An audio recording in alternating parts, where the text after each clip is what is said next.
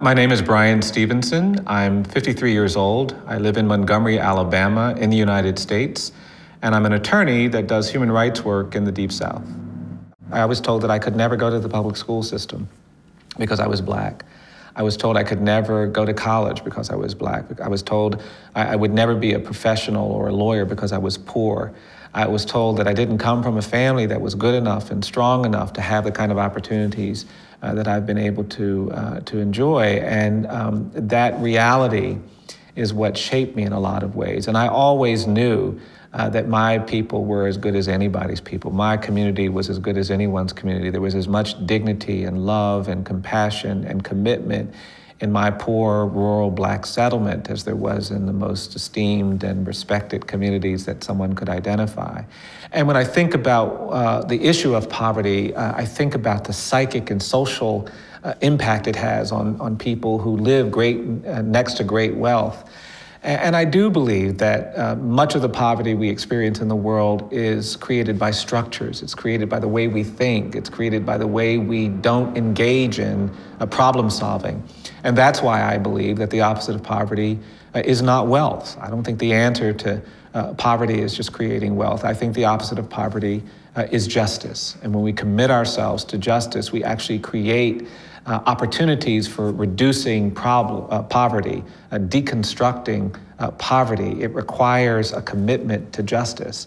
I've met a lot of people about whom I could say they may never get out, they may always be a threat to themselves or others, but I've never met anybody about whom I could say this person is beyond redemption, beyond hope, beyond the possibility of restoration. And because of that, I don't believe we should be engaged in killing. One of the first cases I ever worked on where the man was executed was a man we jumped in at the last minute. He couldn't find a lawyer. I tried to stop the execution, and every court I went to said too late. And on the night this man was scheduled to be executed, I went down to be with him. And the conversation we have is a conversation I've never forgotten. He said to me, "It's been such a strange day, Brian." He said it over and over again. He said, "When I woke up this morning, the guard said to me, 'What do you want for breakfast?' At midday, they came to me and said, 'What do you want for lunch?' In the evening, they said to me, 'What do you want for dinner?' He said, all day long, people have been saying, 'What can I do to help you?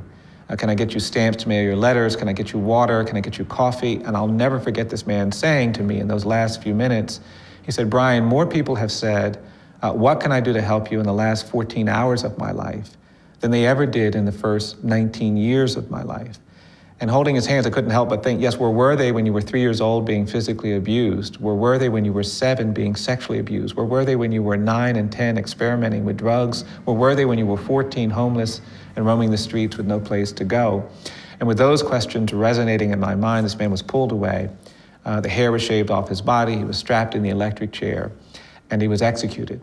And there's no question in my mind that we did something profoundly immoral, profoundly unjust, and profoundly at odds with human dignity and human rights when we executed that man.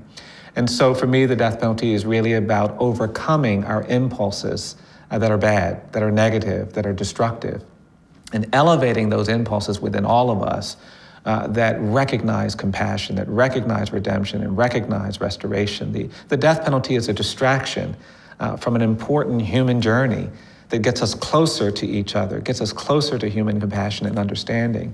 And eliminating it just eliminates one more roadblock to the destination I think we have to get to, which is more justice, more mercy, and more compassion.